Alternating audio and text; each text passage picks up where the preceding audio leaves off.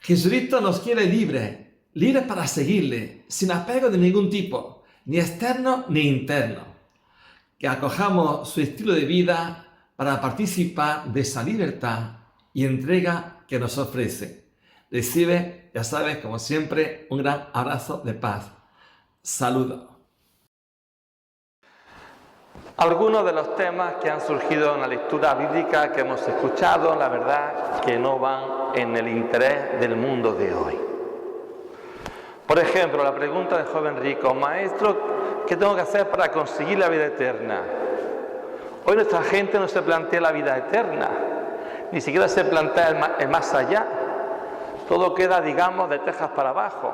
Las inquietudes, los agobios, las preocupaciones rondan en el quehacer diario, pero en esta vida, no tanto en la vida eterna o en la otra vida. Y otro tema que tampoco tiene mucho interés hoy en día es el tema de la palabra de Dios. Sí es verdad que están surgiendo movimientos y deseos para que esa palabra de Dios sea algo más unido a los cristianos. Incluso ya en alguna ocasión he comentado esas aplicaciones como La Buena Noticia, que se puede descargar uno por internet al móvil y puede tener cada día la palabra de Dios en su bolsillo o en el móvil, que quizás sea el nuevo instrumento con el cual hoy en día tenemos que también ver en él como instrumento de evangelización, puesto que es un instrumento que usamos prácticamente muchísimas personas. Dos temas, repito, que no están en el interés de las personas de hoy en día y que sin embargo quizá por eso haga falta volver a retomarlo. Por un lado aparece en la lectura primera, que es de un libro del Antiguo Testamento, de la Sabiduría, el último libro que se escribió antes de Jesús, posiblemente se escribiera en Egipto, en Alejandría, y aquí el autor usa a Salomón. Ya sé que Salomón tuvo esa experiencia cuando era joven, que Dios se le aparece en sueños, recién nombrado rey de Israel, y le pregunta a Dios a Salomón: ¿qué desea? ¿Qué quieres que te dé? Y Salomón ni pidió salud, que es lo que quizás pidamos nosotros, pues salud. Tampoco pidió dinero, oro, poder, prestigio. Tampoco pidió la derrota de sus enemigos. Señor, dame un corazón dócil para amar a este pueblo. Dame sabiduría para gobernar con cariño a este pueblo. Y entonces Dios le dijo: mira, como no has pedido ni oro, ni salud, ni la derrota de tu enemigo, te concedo lo que has pedido, un corazón sabio, y también conseguirás gran esplendor. Y por eso Salomón ha quedado como ese gran rey sabio. Y en esa lectura primera habla de la sabiduría en un sentido bíblico, que no coincide con un sentido nuestro. Para nosotros, la persona sabia o inteligente es la persona que ha estudiado mucho, que tiene muchas carreras y que sabe muchas cosas. En el ambiente bíblico, el sabio es la persona que sabe ver el mundo con ojos de Dios, que conoce lo que Dios le agrada e intenta vivirlo y enseñarlo. Eso es ser un sabio en la Biblia. Y por eso decía el autor sagrado: pedí la sabiduría y se me concedió, y para mí ha sido el mayor de los tesoros, mayor que el oro, que la riqueza, que cualquier tipo de luz. Y esa lectura ya va haciendo un anuncio de lo que después va a surgir en la segunda lectura, que, como ya sabéis, de la carta al Hebreo, que habla de la palabra de Dios, que puede unirse muy bien a la sabiduría. Y decía en la segunda lectura del autor sagrado que esa palabra de Dios es eficaz, que da fruto, que es como espada de doble filo. ¿Por qué doble filo?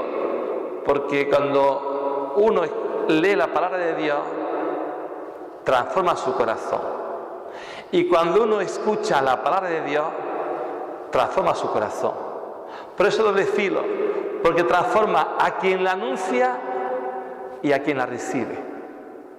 Por eso sería bonito decirle: Señor, tú tienes palabra de vida eterna, tú puedes llenar con tu palabra mi corazón, que sepa escucharla con el oído, por supuesto, claro, pero que esa palabra que me llega por el oído al final también anide en mi corazón Y lo más importante, esa palabra que he escuchado en el oído, por el oído, que ha llegado a mi corazón, sepa convertirla en obras concretas. Y así llegamos al Evangelio que nos plantea un fracaso de Jesucristo. A veces pensamos en Jesucristo, en la imagen del Domingo de Ramos, entró triunfante en Jerusalén. Pero no hay que olvidar que Jesucristo tuvo muchísimos fracasos. Por supuesto, el fracaso humanamente hablando más fuerte fue el Viernes Santo, que estuvo solo en la cruz, quitando a San Juan, a la Virgen María y a algunas mujeres. El fracaso total fue de Jesús en la cruz.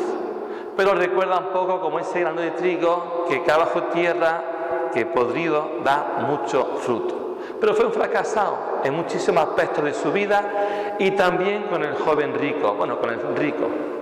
Llega una persona, maestro, ¿qué hace falta para conseguir la vida eterna?